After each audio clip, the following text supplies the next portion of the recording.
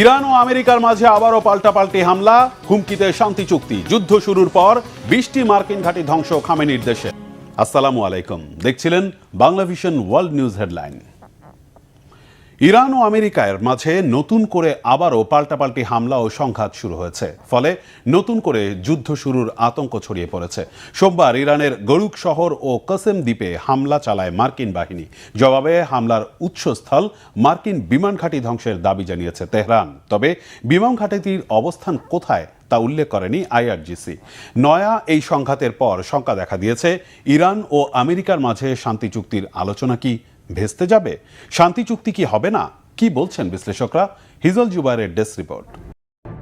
আবারও সংঘাতময় হয়ে উঠেছে মধ্যপ্রাচ্য।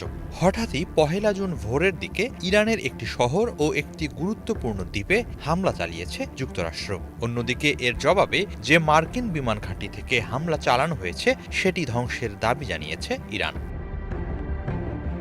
আল জাজিরার খবরে বলা হয়েছে, ইউএস সেন্ট্রাল কমান্ড সেন্টকম জানিয়েছে তারা ইরানের গরুক শহর এবং কোশেম দ্বীপে ইরানি রাডার ও ড্রোন ঘাঁটিতে হামলা চালিয়েছে। সামাজিক মাধ্যম এক্সে সেন্টকম জানায়, আন্তর্জাতিক জলসীমায় একটি মার্কিন MQ-1 ড্রোন ভূপাতিত করা সহ ইরানের বিভিন্ন আগ্রাসী কর্মকাণ্ডের জবাবে যুক্তরাষ্ট্র ওই হামলা চালিয়েছে। এর আগে 31 মে ইরানের বিপ্লবী গার্ড বাহিনী আইআরজিসি এক বিবৃতিতে জানায় তারা যুক্তরাষ্ট্রের একটি MQ-1 ড্রোন ভূপাতিত করেছে। ইরানের রাষ্ট্রীয় বার্তা সংস্থার প্রতিবেদনে বলা হয়, শত্রুতামূলক অভিযান পরিচালনার উদ্দেশ্যে মার্কিন ড্রোনটি ইরানের আকাশসীমায় অনুপ্রবেশ করেছিল। সে সময় ড্রোনটিকে দ্রুত শনাক্ত করে ক্ষেপণাস্ত্রের মাধ্যমে ভূপাতিত করা হয়। সেন্টকম আরও জানিয়েছে, 1 জুনের হামলায় মার্কিন বাহিনী ইরানি আকাশ প্রতিরক্ষা ব্যবস্থা, একটি গ্রাউন্ড কন্ট্রোল স্টেশন এবং 2টি ওয়ান ওয়ে অ্যাটাক ড্রোন ধ্বংস করেছে, যা ওই অঞ্চলের জলসীমা দিয়ে চলাচলকারী জাহাজগুলোর জন্য স্পষ্ট হুমকি তৈরি করেছিল।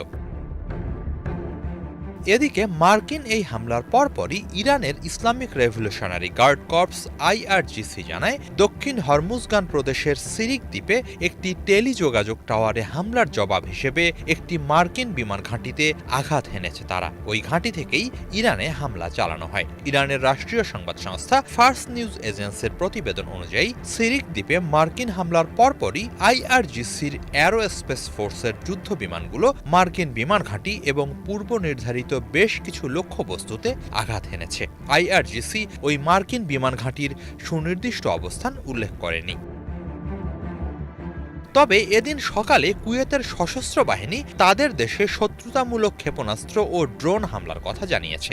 এক বিবৃতিতে কুয়েতি বাহিনী জানায়, আকাশ প্রতিরক্ষা ব্যবস্থা সক্রিয় করে ওইসব ক্ষেপণাস্ত্র ও ড্রোন ঠেকানো হয়। এ সময় দেশ জুড়ে সাইরেন বেজে ওঠে। কোথাও বিস্ফোরণের শব্দ শোনা গেলে তা আকাশ প্রতিরক্ষা ব্যবস্থার মাধ্যমে ক্ষেপণাস্ত্র ও ড্রোন ভূপাতিত করার কারণে ঘটেছে বলে জানিয়েছে তারা। যুক্তরাষ্ট্র যদি আবারও হামলা চালায় তাহলে ইরানি সামরিক বাহিনীর প্রতিক্রিয়া বিধ্বংসী হবে বলে সতর্কবার্তা দিয়েছে আইআরজিসি।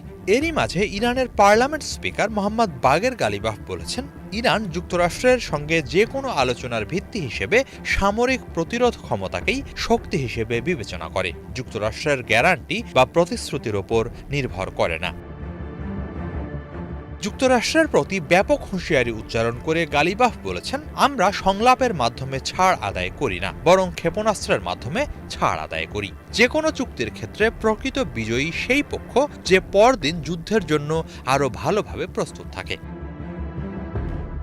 ইসরায়েল গালিবাফকে হত্যার জন্য গোপনে যুক্তরাষ্ট্রকে চাপ দিচ্ছে। বিভিন্ন সংবাদ মাধ্যমে যখন এমন জল্পনার কথা উঠে আসছে, সেই মুহূর্তেই গালিবাফের এই বক্তব্য সামনে এলো। যুক্তরাষ্ট্র ও ইরানের মধ্যে চলমান আলোচনা ভেস্তে দিয়ে পুনরায় পুরোদমে যুদ্ধ শুরু করার চেষ্টা চালাচ্ছে ইসরায়েল। তার অংশ হিসেবে তারা গালিবাফকে হত্যার পরিকল্পনা বাস্তবায়ন করতে পারে, এমন আশঙ্কা মোটেও অমূলক নয় বলছেন বিশ্লেষকরা। হিজল জুবায়ের, বাংলা ভিশন।